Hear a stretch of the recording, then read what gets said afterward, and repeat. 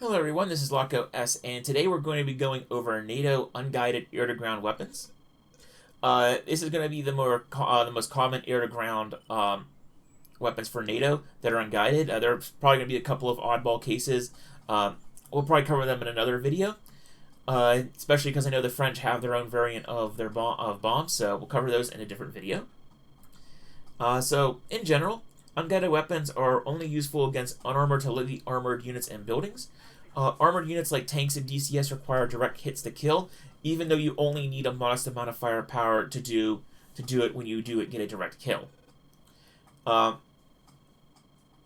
said, some targets like buildings are large enough that you don't really need to worry about getting a direct hit on them, so feel free to use unguided weapons against them as well. The advantages to unguided weapons are their simplicity and quick delivery. You don't need a lot of time or training to get them off, and you also don't need extra time to get into the target area and slave all your sensors onto the target. So they come in really handy if you're in contested airspace and you just need to get rounds off in a target area. Also, you can generally carry more unguided than guided ordnance, so you can definitely deal more damage over a wider area. So, we're going to start off with our common iron bombs. And for NATO, they are the Mark 80 series. They range from 250 to 2,000 pounds, with each weight class increasing its number. So the Mark 81 is only 250 pounds. It's generally considered useless due to its weak firepower, and in Vietnam, I believe they were even called firecrackers. It's also only carried by a few aircraft like the AV-8B and the Tomcat, and also the A-4E Skyhawk. Just because it's an older bomb, it kind of phased in by the time the newer aircraft like the F-18s and the F-16s came around, the Mark 81 was phased out. And also, because in most cases you can carry the same amount of Mark 82s, most loadouts will use Mark 82s instead of 81s. You can still get kills on armor with a direct hit from an 81, but it's kind of rare because you need a very much it has to basically hit the model in order to get a kill on it. And most unarmored units will be killed if you get an accurate drop very close to the target. So it's not like it's a completely useless bomb. It's just that it's very weak and you might as well carry an 82. Speaking of that, the Mark 82 is a 500-pound bomb, and it's reasonably powerful for its size.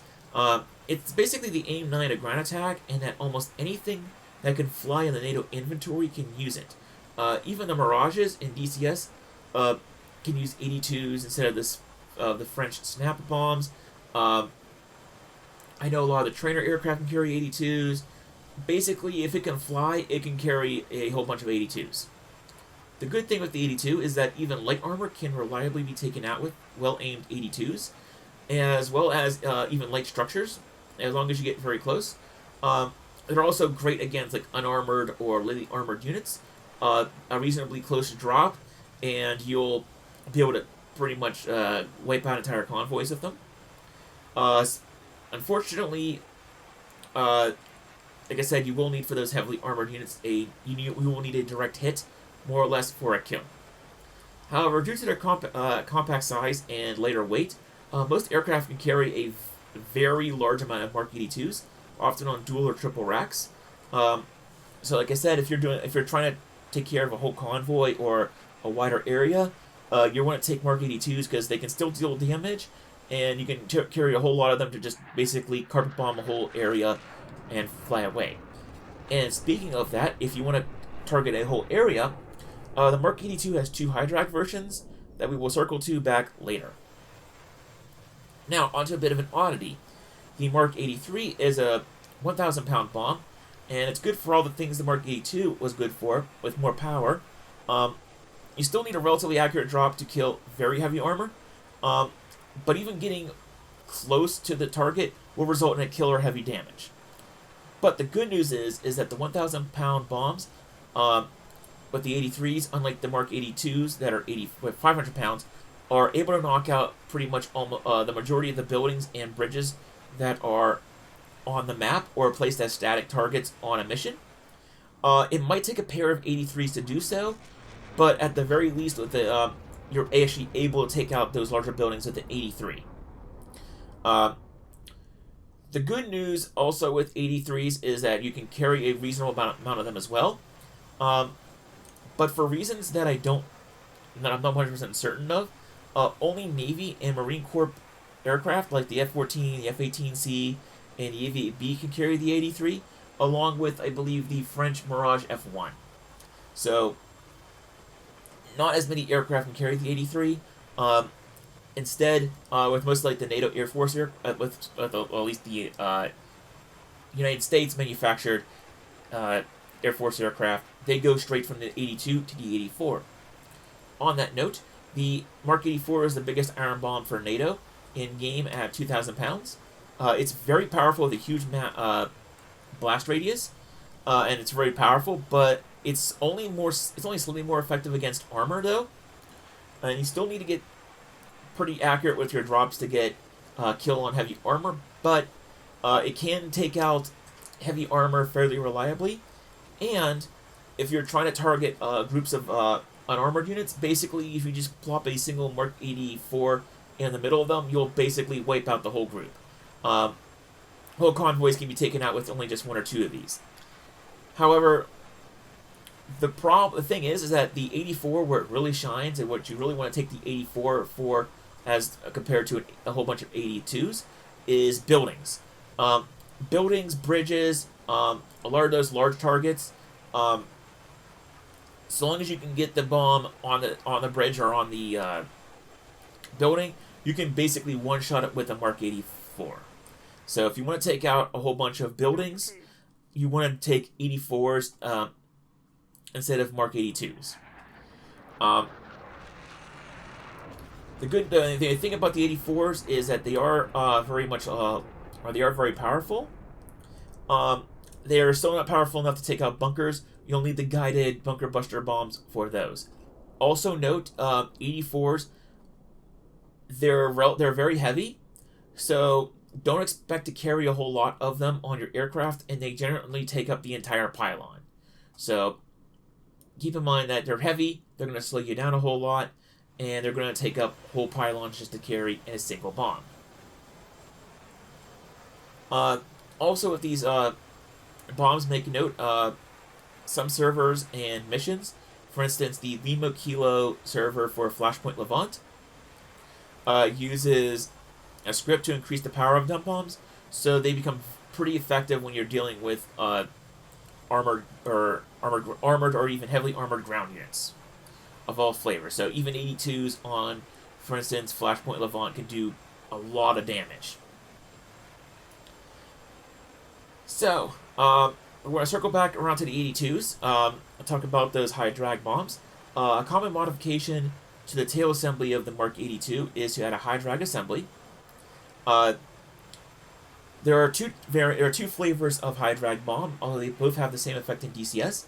The ones with fins that are older are called Snake Eyes, and the more modern ones with a parachute balloon type of configuration at the back are called Baloots. Both are very useful when doing low-level passes against targets. Just keep in mind, you still want to fly. You don't want to fly right on the ground. You still need at least a little bit of height to get them off and get out of the way, but they are very effective if you want to basically target a whole line of enemies. And they're also a lot of fun to drop and fly away. So, high drag bombing with the 82s is definitely a lot of fun. The 84 does also have a high drag variant, but it's kind of uncommon in DCS right now. I'll give it a little bit more time, and when I circle around to do maybe the Unguided Weapons 2 video, I might cover the high drag 84, just because it's a very rare weapon. Moving on to the Mark 20 Rockeye. The Mark 20 Rockeye is an unguided cluster bomb that covers an area of bomblets. It's very much sort of RNG, whether or not your cluster bomb will actually hit the target and deal damage. You can even sometimes see cases of having the cluster bomb. It drops. It's a good drop. The effect goes all around the target, You feel like, oh, the target area is covered in bomblets. I got a killer. I got plenty of kills, and you might just have damaged one unit. So bomblets are very much the gotcha game of damage in DCS. However, when they do hit, they work wonders. They're really good for targeting very tightly grouped targets, because they can even take out or damage T-72s. You really want to use this for lightly armored units or infantry, and you also want to use this on missions in days where there is no wind. Any sort of wind will blow the bomblets way off course, and even if you get an accurate bomb drop, the bomblets will be then blown off course and then hit something else. In general, if you do want to use Mark 82 Rockeyes, you'll always want to release at least a pair, just to make sure that you get enough bomblets to cover the target area. The more bomblets you drop, the more cluster bombs you drop, the more bomblets you have over an area, the more chance they'll actually hit something. If you also want to play with any sense of realism, the use of cluster bombs should be very much limited, because they are internationally frowned upon, and in general, you don't want to also be using them to bomb an area close to your friendly troops, because they'd be unhappy if you fragged them. Do also note, sometimes there have been problems in the past of cluster bombs basically causing hitching in frame rates in DCS if your PC isn't all that strong. So keep in mind that if you're an online server or even just playing by yourself and you're noticing your frame hitching with your frame rate is hitching or kind of like jumping all around when you're using cluster bombs, that is a known effect of them on some PCs. Switching over to rockets, the Hydra rockets are basically like the Mark 82s of the rockets, because you have them basically able to be equipped on almost every aircraft in DCS, and they're basically just like everywhere, and there's a whole lot of variations of them. The French Matra rockets are roughly equivalent to the Hydra rockets in-game. To go over the different, the two main variants are a high explosive, which is effective for infantry and unarmored units. Heat rockets are surprisingly effective against light and even modestly armored units. The thing is, for both of these rockets, you will need to use a large quantity to deal damage across an area. So don't be afraid to take the larger pods that I believe are they're called Lao 3 pods, and you want to set the pods on the ground or on the mission either on the ground, in the mission editor, or in the aircraft to ripple fire the whole pod at a time.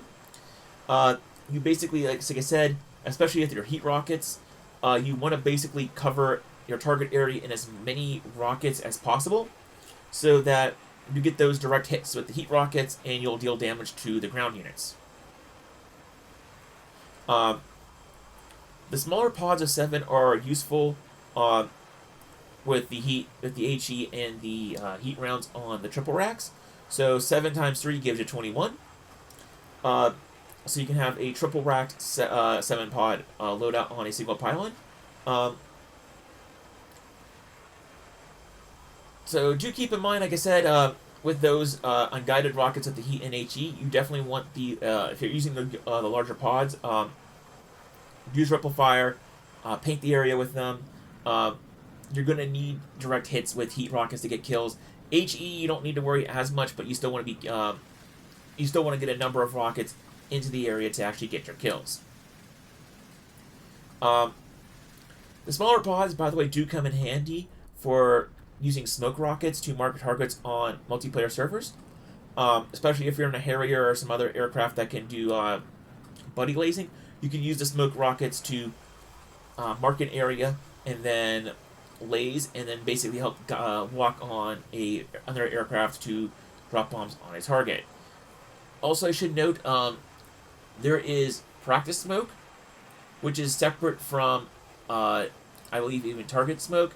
They're relatively close together and their effect. There's also WP. WP or Willy Pete is white phosphorus, and you can use white phosphorus to mark targets. However, it's also effective against enemy infantry if you kind of want to, if you're feeling particularly evil. It is very much something that I found out when I was playing DCS for the first time a while ago, and I was firing smoke rockets into enemy infantry to mark them, and they were killing the infantry, and I was like, oh, what's this? And I realized, oh, Willie Pete, white phosphorus. Yeah.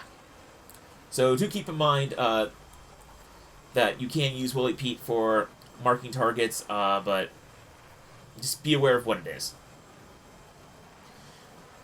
Now, moving on to Zuni rockets. Zuni rockets are the next step up.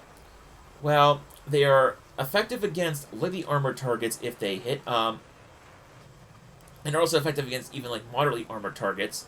Their limited number of 4 per pod means you're better off using them against tightly packed units, because the Zuni rocket is a HE warhead, but it's a larger HE warhead, so you can use them to good effect on like tightly packed units, especially if they are lightly armored. You can't even get kills on heavily armored units with Zunis. Again, the larger warhead helps. They're also Zunis I've found are also good against like small, like lightly armored ships. So if you're targeting like it has a whole bunch of transport ships you need to take out, you can use Zunis against them. Like lightly small like combat ships, like I believe the El Comandante class, you can use the Zunis against them.